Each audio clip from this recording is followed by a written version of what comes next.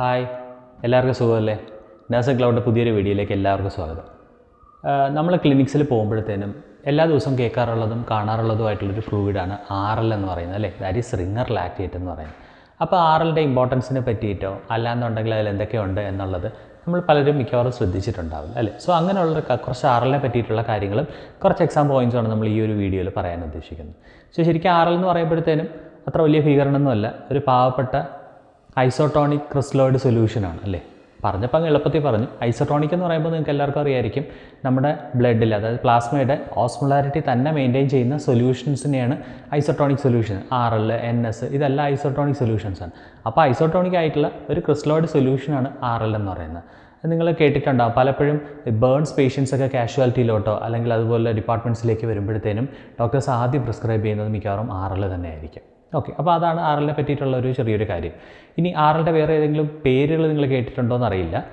RLനെ ഞാൻ പറയും നമ്മുടെ ഹൃദയത്തോട് ചേർന്ന ഫ്ലൂയിഡ് എന്ന് പറയും, അതായത് ഹാർട്ട്മാൻ സൊല്യൂഷൻ, അല്ലേ? നമ്മുടെ ഹാർട്ട് HEART, ഇവിടെ ഹാർട്ട്മാൻ എന്ന് പറയുന്നത് HART. ചെറിയ ഡിഫറൻസ് ഉണ്ട്, പക്ഷേ RLൻ്റെ ഒരു പേരെങ്ങനെയാണ് ഹാർട്ട്മാൻ സൊല്യൂഷൻ എന്ന് പറയുന്നത്. ഇനി നമുക്ക് അറിയേണ്ടത് RL എന്തൊക്കെയാണുള്ളതെന്നല്ലേ.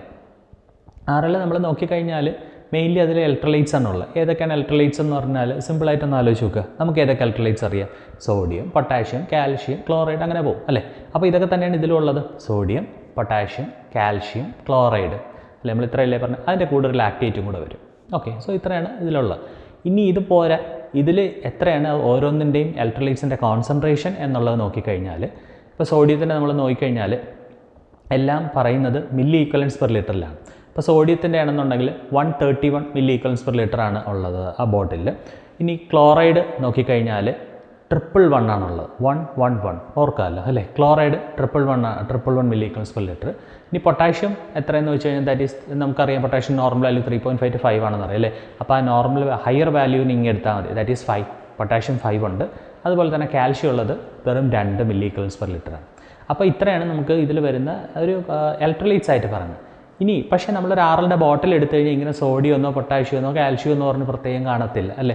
അപ്പോൾ അതിൽ ഇതിനെല്ലാം കൂടെ കമ്പൈൻ ചെയ്ത് എഴുതിയിരിക്കുന്നത്. അപ്പോൾ നമുക്ക് ഈ പറഞ്ഞ സാധനങ്ങളൊന്ന് കമ്പൈൻ ചെയ്തൊന്ന് ആലോചിച്ച് നോക്കിയാലോ. ദാറ്റ് ഈസ് സോഡിയം ക്ലോറൈഡ് ഉണ്ട്, പിന്നെ കാൽഷ്യം ക്ലോറൈഡ് ഉണ്ട്, സോഡിയത്തിൻ്റെ തന്നെ ലാക്റ്റേറ്റ് ഉണ്ട്, അതുപോലെ തന്നെ ബൈകാർബ് വരുന്നുണ്ട്, അതായത് ലാക്റ്റേറ്റ് ആയിട്ട് വരുന്നു. അപ്പോൾ നമുക്ക് ഇനി ഇതിൻ്റെയും നമുക്ക് ഇത് വേണമെന്നുണ്ടെങ്കിൽ, വാല്യൂസ് വേണമെന്നുണ്ടെങ്കിൽ അതിൽ എത്രയാണ്, ഇപ്പോൾ ഓരോന്നിലും നമ്മൾ നോക്കി കഴിഞ്ഞാൽ സോഡിയം ക്ലോറൈഡ് എത്രയാണെന്ന് ആ ബോട്ടിലിൽ മെൻഷൻ ചെയ്തിട്ടുണ്ട്. സോഡിയം ക്ലോറൈഡ് വരുന്നത് 0.6 ഗ്രാം മാത്രമാണ് അതിൽ വരുന്നത്. ഇനി സോഡിയം ലാക്റ്റേറ്റ് നോക്കിക്കഴിഞ്ഞാൽ 0.32 ഗ്രാമാണ് വരുന്നത്. ഇനി നമ്മൾ പറഞ്ഞത് പൊട്ടാഷ്യം ക്ലോറൈഡ് ഉണ്ട്, വളരെ ഇമ്പോർട്ടൻ്റ് ആയിട്ടുള്ള സാധനമാണ് പൊട്ടാഷ്യം ക്ലോറൈഡ്. അതിലുള്ള പൊട്ടാഷ്യം ക്ലോറൈഡ് വരുന്നത് അവിടെ വരുമ്പോൾ പോയിൻ്റ് കഴിഞ്ഞിട്ട് ഒരു 0 കൂടെ കഴിഞ്ഞിട്ടാണ് പൊട്ടാഷ്യം ക്ലോറൈഡിൻ്റെ കാൽഷ്യം ക്ലോറൈഡിൻ്റെ വാല്യൂസ് വരുന്നത്. അപ്പോൾ പൊട്ടാഷ്യം ക്ലോറൈഡ് ഒരു ബോട്ടിൽ നമ്മൾ നോക്കിക്കഴിഞ്ഞാൽ കാണുന്നത് 0.04 ഗ്രാമാണ്. ഇനി കാൽഷ്യം ക്ലോറൈഡ് നോക്കിക്കഴിഞ്ഞാലോ 0.027 ഗ്രാമാണ്. ഓക്കെ, ഇനി നമ്മൾ നേരത്തെ പറഞ്ഞ ലാക്റ്റേറ്റ് നമ്മൾ ഇലക്ട്രോലൈറ്റ്സ് ആയിട്ട് പറഞ്ഞാലും കമ്പോണൻ്റ് ആയിട്ട് പറഞ്ഞാൽ ലാക്റ്റേറ്റിൻ്റെ വാല്യൂ 1 തന്നെയാണ്, 29 തന്നെയാണ് അവിടെ വരുന്നത്. ഓക്കെ, സോ ഇതാണ് നമ്മുടെ കമ്പോണൻസ് ആയിട്ട് പറയുന്നത്.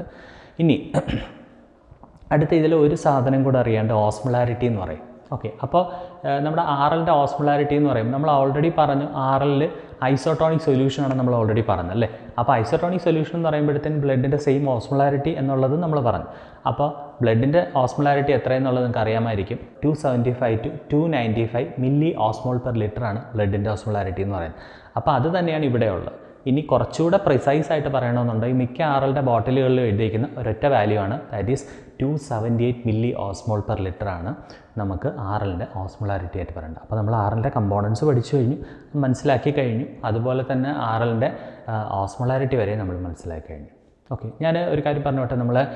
നിങ്ങളൊരു BSc നഴ്സിങ്ങോ ജനറൽ നഴ്സിങ്ങോ കഴിഞ്ഞൊരു ആളാണെന്നുണ്ടെങ്കിൽ, ഫ്രഷർ ആണെന്നുണ്ടെങ്കിലും എക്സ്പീരിയൻസ് ആയിട്ടുള്ള ആളാണെന്നുണ്ടെങ്കിൽ, നിങ്ങൾക്ക് നാട്ടിൽ തന്നെ ഒരു സെൻട്രൽ ഗവൺമെൻറ് ജോലി, ഒരു 1 ലക്ഷം സാലറിയോട് കൂടി സെൻട്രൽ ഗവൺമെൻറ് ജോലിയോ അല്ലെങ്കിൽ 50,000 പ്ലസ് സാലറിയോട് കൂടി നിങ്ങളൊരു ഗവൺമെൻറ് ജോബ് നമ്മുടെ നാട്ടിൽ തന്നെ കേരള PSc 2 ഒരു ജോലി നിങ്ങൾ ആഗ്രഹിക്കുന്നുണ്ടെങ്കിൽ നിങ്ങൾക്ക് നമ്മുടെ അക്കാഡമി താഴെ കാണുന്ന നമ്പറിൽ ബന്ധപ്പെടാം. നമ്മുടെ ക്ലാസ്സസ് ഓരോ എക്സാംസിനും നോർസെറ്റും കേരള PSc DHSും ശ്രീചിത്രയുടെ എക്സാംസിൻ്റെ ബാച്ചസ് നടക്കുന്നുണ്ട്. ഞാൻ തന്നെയാണ് എല്ലാ ടോപ്പിക്സും ഞാൻ തന്നെയാണ് പഠിപ്പിക്കുന്നത്. താല്പര്യമുള്ളവർക്ക് നിങ്ങൾക്ക് അതിൽ ജോയിൻ ചെയ്യാം. ഓക്കെ, അപ്പോൾ നമ്മുടെ RLൻ്റെ ഓസ്മോലാരിറ്റി വരെ നമ്മൾ പറഞ്ഞു. അല്ലേ. ഇനി ഇപ്പോഴത്തേനുമാണ് അടുത്ത വേറൊരു പരിപാടി വരുന്നത്, കമ്പാരിസൺ അല്ലേ. അതായത് നമ്മുടെ മലയാളിയുടെ അതേ സ്വഭാവം, എനിക്കും തൊട്ടടുത്തവനും തമ്മിൽ എന്താ വ്യത്യാസം അല്ലേ. അപ്പോൾ നമ്മളൊന്ന് കമ്പയർ ചെയ്ത് കഴിഞ്ഞാൽ ഈ ഐസോട്ടോണിക് സൊല്യൂഷനായിട്ടുള്ള RLഉം NSഉം തമ്മിൽ എന്താണ് വ്യത്യാസം എന്ന് നോക്കിക്കഴിഞ്ഞാൽ നമുക്ക് പറയേണ്ടി വരും, RL സോഡിയവും ക്ലോറൈഡും നോർമൽ സലൈനെ അപേക്ഷിച്ച് കുറവാണ്. ഓക്കെ, സോ അതാണ് നമ്മുടെ തമ്മിലുള്ള ഒരു വ്യത്യാസം എന്ന് പറയുന്നത്. ഓക്കെ, അപ്പോൾ നമ്മൾ ഈ പറയുന്ന വളരെ സിമ്പിളായിട്ടുള്ള സാധനങ്ങൾ പോലും എക്സാമിന് ചോദിച്ചിട്ടുണ്ട്. അതായത് നമ്മൾ ഇപ്പോൾ പറഞ്ഞ ഇലക്ട്രോലൈറ്റ്സ്, നമ്മുടെ RLലുള്ള കമ്പോണൻസ് പറഞ്ഞു അല്ലേ. അതിൽ നമ്മൾ സോഡിയം പറഞ്ഞു 131 ആണെന്നാണ്. അത് ഒരു നോർസെറ്റ് എക്സാമിൻ്റെ പ്രീവിയസ് ഇയർ ക്വസ്റ്റൻ ആയിരുന്നു. ഓക്കെ, അപ്പോൾ നമ്മളൊരു RL NSഉം തമ്മിലുള്ള ഒരു കമ്പാരിസൺ പറഞ്ഞു. ഇനി നമ്മൾ അറിയേണ്ട ഒരു സാധനം എന്ന് പറഞ്ഞാൽ ഈ RL വലിയ കാര്യമായിട്ട് RL എന്ന് പറഞ്ഞുകൊണ്ടിരുന്നപ്പോൾ എവിടെയൊക്കെ കൊടുക്കും എന്നുള്ളത് ഇവിടെ നമ്മൾ അറിയണം അല്ലേ. സോ അപ്പോൾ നമുക്ക് ഇൻഡിക്കേഷൻസ് നോക്കാം. ഇൻഡിക്കേഷൻസിൽ ഒരെണ്ണം നമ്മൾ ആൾറെഡി പറഞ്ഞു കഴിഞ്ഞാൽ അല്ലേ, അതായത് ബേൺസ് വരുന്ന പേഷ്യൻറ്റിന് നമ്മൾ RL കൊടുക്കുമെന്ന് പറഞ്ഞു അല്ലേ. അപ്പം ആദ്യത്തെ ഒരു ഇൻഡിക്കേഷൻ എന്ന് പറയുന്നത് ഇത് തന്നെയാണ്, ഇത് ബേൺസ് ആണ്. ദെൻ അതുപോലെ തന്നെ ചില പോസ്റ്റ് ഓപ്പറേറ്റീവ് പേഷ്യൻസിലും പ്രീ ഓപ്പറേറ്റീവ് പേഷ്യൻസിലും ഫ്ലൂയിഡ് മെയിൻ്റനൻസിന് വേണ്ടി RL കൊടുക്കാറുണ്ട്. ചില ഹൈപ്പോവോളീമിക് ഷോക്ക് പോലുള്ള കേസസിൽ RL കൊടുക്കാറുണ്ട്. പിന്നെ ട്രോമ കേസസ്, ഇതൊക്കെയാണ് നമുക്ക് RLൻ്റെ ഇൻഡിക്കേഷനായിട്ട് പറഞ്ഞത്. അപ്പോൾ RLൻ്റെ ഇത്രയും വലിയ വലിയ കാര്യങ്ങളും ഒക്കെ പറഞ്ഞ് RL വലിയൊരു സംഭവമാണെന്നുള്ള രീതിയിൽ നമ്മൾ പറഞ്ഞു വെച്ചേക്കുകയാണ്. പക്ഷേ എല്ലാവർക്കും അവരുടേതായ കുറവുകളുണ്ടാവും അല്ലേ. കുറ്റങ്ങളും കുറവുകളും ഇല്ലാത്തവരാരുമില്ല. അപ്പോൾ RLൻ്റെ കൊടുക്കാൻ പറ്റാത്ത ചില സാഹചര്യങ്ങളുണ്ട്. ഇത്രയും വലിയൊരു സംഭവമായിട്ട് അവനെ എടുത്ത് കൊടുക്കാൻ പറ്റാത്ത ചില സാഹചര്യങ്ങളുണ്ട്. ഒരുപാട് കോൺട്രാ ഇൻഡിക്കേഷൻസ് ഉണ്ട്. നമുക്ക് ക്ലിനിക്കലി ആവശ്യമുള്ളത് എക്സാം പോയിൻ്റ് ഓഫ് വ്യൂവിലുള്ള 2 പോയിൻറ്റ്സ് മാത്രമാണ് ഞാനിവിടെ പറയുന്നത്. സോ ദാറ്റ് ഈസ് ആദ്യത്തെ എന്ന് പറഞ്ഞു കഴിഞ്ഞാൽ RL നമ്മൾ കമ്പോണൻറ്റ് പറഞ്ഞപ്പോഴത്തേനും ഞാൻ എടുത്തു പറഞ്ഞൊരു കമ്പോണൻ്റാണ് പൊട്ടാഷ്യം ക്ലോറൈഡ് എന്ന് പറഞ്ഞത് ആണല്ലോ. അപ്പോൾ പൊട്ടാഷ്യം ക്ലോറൈഡ് ഓൾറെഡി അതിലുള്ളത് കൊണ്ട് നമുക്കൊരിക്കലും ഹൈപ്പർ കലീമിയ പേഷ്യൻസിന് കൊടുക്കാൻ പറ്റില്ല. അതായത് പൊട്ടാഷ്യം ഓൾറെഡി കൂടി നിൽക്കുന്ന പേഷ്യൻസിന് ഈ പൊട്ടാഷ്യം കൂടെ കൊടുത്തു കഴിഞ്ഞാൽ എന്ത് പറ്റും, പേഷ്യൻറ്റ് ഹൈപ്പർ കലീമിയ എന്ന പേഷ്യൻറ്റ് കാർഡിയക് അറസ്റ്റിലേക്ക് പോകും അല്ലേ. സോ അപ്പോൾ ഹൈപ്പർ കലീമിയ പേഷ്യൻറ്റ് നമുക്ക് ഒരിക്കലും ഈ ഫ്ലൂയിഡ് കൊടുക്കാൻ പറ്റില്ല. അതാണ് ആദ്യത്തെ കോൺട്രാ ഇൻഡിക്കേഷൻ. പിന്നെ രണ്ടാമത്തേന്ന് പറഞ്ഞു കഴിഞ്ഞാൽ ഏതെങ്കിലും ഒരു പേഷ്യൻറ്റ് ബ്ലഡ് ട്രാൻസ്ഫ്യൂഷൻ കണ്ടിന്യൂ കൊടുത്തുകൊണ്ടിരിക്കുകയാണെന്നുണ്ടെങ്കിൽ സെയിം ലൈനിൽ നമുക്ക് RL കൊടുക്കാൻ പറ്റില്ല. കാര്യം എന്താ, അവിടെ നമ്മുടെ ഈ ഒരു ബ്ലഡിൽ സിട്രേറ്റ് എന്ന് പറയുന്നൊരു സാധനം ആൻറ്റി കൊയാഗുലൻ്റായിട്ട് ബ്ലഡ് കട്ട പിടിക്കാതിരിക്കാനായിട്ട് ആഡ് ചെയ്തിട്ടുണ്ട്.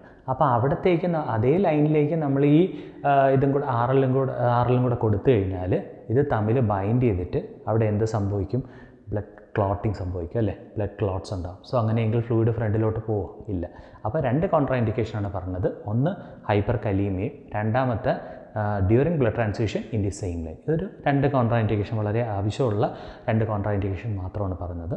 അപ്പോൾ നമ്മൾ RLനെ പറ്റിയിട്ട് കുറച്ച് കാര്യങ്ങളൊക്കെ പഠിച്ചു അല്ലേ. ഇനിയിപ്പോൾ നമ്മൾ നിങ്ങളൊരു ഫ്ലൂയിഡ് കാണുമ്പോഴത്തേനും ഒന്ന് എടുത്ത് നോക്കുക, ഇതൊക്കെയാണ് കമ്പോണൻ്റ് ഉള്ളത്. ഇനി വരുന്ന പേഷ്യൻറ്റ് നിങ്ങളൊന്ന് ഒബ്സർവ് ചെയ്യുക, ഇതൊക്കെ കണ്ടീഷൻസ് ആണോ. ഇനി കൊടുക്കാൻ പറ്റാത്ത സാഹചര്യങ്ങൾ ചിലപ്പോൾ നിങ്ങൾ ഡോക്ടേഴ്സ് എഴുതുന്ന ഓർഡർ ആണെന്നുണ്ടെങ്കിലും നിങ്ങൾക്കത് മനസ്സിലായി ഇത് കൊടുക്കാൻ പറ്റാത്ത ഒരു സാഹചര്യമാണെന്ന് പറഞ്ഞാൽ നിങ്ങൾ അതിനനുസരിച്ചിട്ട് അവിടെ നിങ്ങളത് കറക്റ്റായിട്ട് എടുത്ത് പറഞ്ഞ് അവരെ കൊണ്ട് ഡോക്ടേഴ്സിൻ്റെ ഓർഡേഴ്സ് ശ്രദ്ധിക്കുക. അവർ ഓൾറെഡി ശ്രദ്ധിക്കുന്നുണ്ട്, എന്നാൽ അവർ വിട്ടുപോയിട്ടുണ്ടെങ്കിൽ നിങ്ങളൊന്ന് ഓർമ്മിപ്പിക്കുക. സോ അങ്ങനെയൊക്കെ വരുമ്പോഴാണ് നമ്മൾ ഒരു നേഴ്സ് ആസ് എ ടീം മെമ്പറായിട്ട് വർക്ക് ചെയ്യാൻ, അല്ല ജസ്റ്റ് ഓർഡേഴ്സ് ക്യാരി ഔട്ട് ചെയ്യാൻ വേണ്ടി മാത്രമുള്ള ആൾക്കാരായിട്ട് നിങ്ങൾ നിൽക്കരുത്. നിങ്ങൾക്ക് നോളജും അതുപോലെ തന്നെ ഒരു ഗവൺമെൻറ് ഓർ സെൻട്രൽ ഗവൺമെൻറ് ജോബൊക്കെ ഉണ്ടെന്നുണ്ടെങ്കിൽ നിങ്ങൾക്ക് അത്രയേറെ ലൈഫിൽ വ്യത്യാസങ്ങൾ വരും. അങ്ങനെ മനസ്സിലാക്കിയ ഒരാളായതുകൊണ്ടാണ് ഞാനിത് എസ്പെഷ്യലി എടുത്ത് പറയുന്നത്. ഓക്കെ, സോ എല്ലാവരും നന്നായിട്ട് പഠിക്കുക, എക്സാമിന് വേണ്ടി പ്രിപ്പയർ ചെയ്യുക, നല്ലൊരു ഗവൺമെൻറ് ജോബ് കിട്ടട്ടെ. അതുപോലെ തന്നെ ഇങ്ങനെയുള്ള ചെറിയ ഇൻഫർമേഷൻസ് കളക്ട് ചെയ്യുക, നിങ്ങൾക്ക് നോളജ് അപ്ഡേറ്റ് ചെയ്യുക. Thank you.